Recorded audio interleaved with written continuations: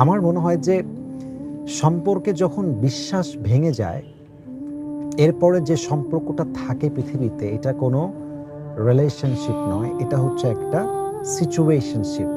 মানুষ আসলে পরিস্থিতির জন্য বের হতে পারে না। হয় হাসব্যান্ডের থেকে স্বামী, স্বামীর থেকে ওয়াইফ যেতে চায় কিন্তু যেতে পারে না, বাচ্চার দিকে তাকায়। অথবা হাসব্যান্ড তার ওয়াইফকে ছাড়তে চায় কিন্তু ছাড়তে পারছে না, হয়তোবা কোনো একটা ক্রাইসিস আছে। কিন্তু এই সম্পর্কটা আসলে যেটা জান্নাতের সম্পর্ক, যা জান্নাত থেকে আসছে, ওই যে সম্পর্কের মানটা এটা আর কোনোভাবেই বাকি থাকে না।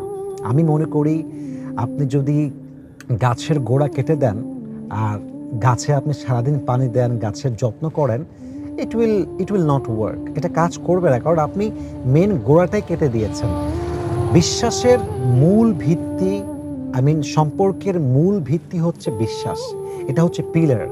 বিশ্বাস আছে, ভালোবাসা আছে। বিশ্বাস আছে, সম্পর্ক আছে। বিশ্বাস নাই, সম্পর্ক মাটির সঙ্গে তলিয়ে ম্যাচাকার হয়ে নিঃশেষ হয়ে যায়। এর কোনো অস্তিত্ব থাকে না।